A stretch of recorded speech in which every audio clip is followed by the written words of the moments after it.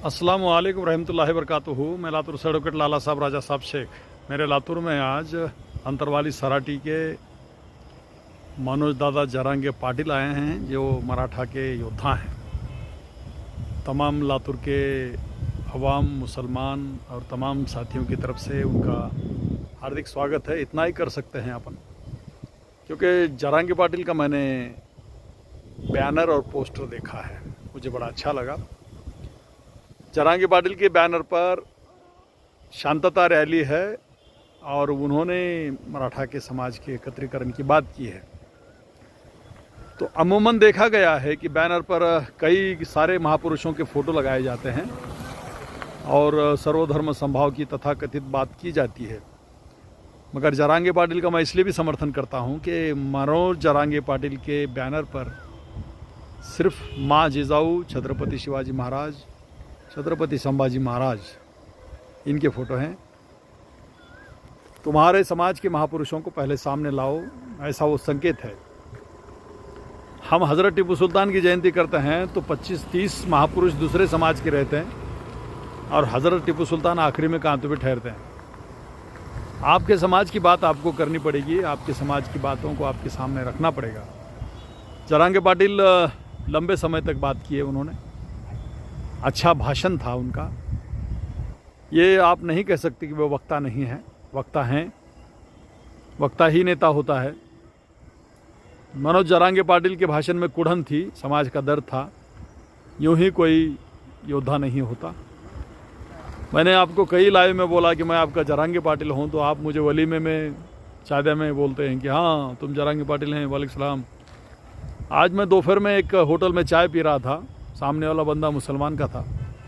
वो मुझे मेरे वीडियो बता रहा था और चाय पी रहा था। बड़ा अच्छा लगा, वीडियो बता रहा था, लेकिन चाय पियो सर नहीं बोला, नज़दीक आके बैठो सर नहीं बोला। यकीन मानिए, मुसलमानों में कुढ़न, दर्द और फिक्रें हैं ना, वो सिर्फ आखिरत की हैं। ये जो आंदोलन चल रहा है ना, वो समाज बदलने का आंदोलन है, क्रांतिकारी आंदोलन है, हिस्सेदारी का आंदोलन है।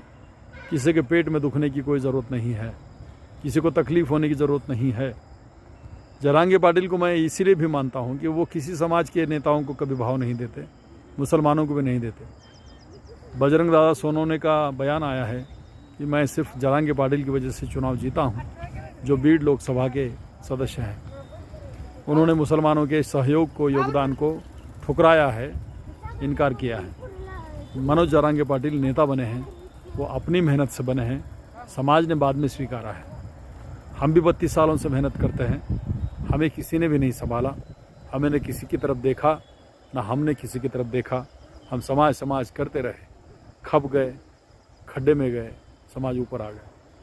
मुसलमानों, तुम्हें मराठा समाज से ज़्यादा आरक्षण की ज़रूरत है, क्योंकि कहीं भी आप जाओ, आपके राज्यकर्ता होने के सबूत शिल्लक हैं। आप उदगीर के किले में जाओ, वहाँ मस्जिद है। आप बीदर के किले में जाओ, बीदर का किला पूरी तरह मुसलमानों का है। आप दौलताबाद किले पर जाओ, पूरी तरह मुसलमानों का है। ये जो दिख रहा है, ये अस्तित्व के, वजूद के निशानियां हैं। भले ही आप रास्ते पर आकर आज केले बेचते होंगे, लेकिन आपको याद रखना पड़ेगा कि योद्धा जमात के आप सदस्य हैं, योद्धा जमात के आप अनुयायी हैं, आप योद्धा ही हैं। हम आरक्षण इसलिए मांगने की बात कर रहे हैं, मौजूदा परिस्थिति में जिस सीट पर आपको बैठना है, आपको जहां पद मिलना है, आप जहां नौकरी पर रहकर इंसाफ दे सकते हैं, कम से कम आपकी फैमिली को तो आप इंसाफ दे सकते हैं। मुसलमान कर्मचारियों के बारे में, मुसलमान शिक्षकों के बारे में, मुसलमान अफसरों के बारे में मेरा भयानक ऐसा नेगेटिव अप्रोच है और भयानक ऐसा नेगेटिव नैरेटिव है, क्योंकि एक भी मुसलमान का कोई कर्मचारी मुसलमान के हित की बात नहीं करता, ना ही मुसलमान के कर्मचारी कभी मुस्लिम संगठन को या उसके कार्यकर्ता को सीधी बात करते हैं। मुसलमानों को संगठन का पता ही नहीं है, और जिस समाज को संगठन पता नहीं होता, उसको साम्राज्य की पता होने की कोई गुंजाइश ही नहीं होती। सब एक हो जाओ, सब एक होने की ज़रूरत है, ये बात हम आंदोलन से कह सकते हैं। आप यूं ही बोलते रहेंगे कि मराठा समाज के 200 आमदार हैं, मुख्यमंत्री मराठा के हैं।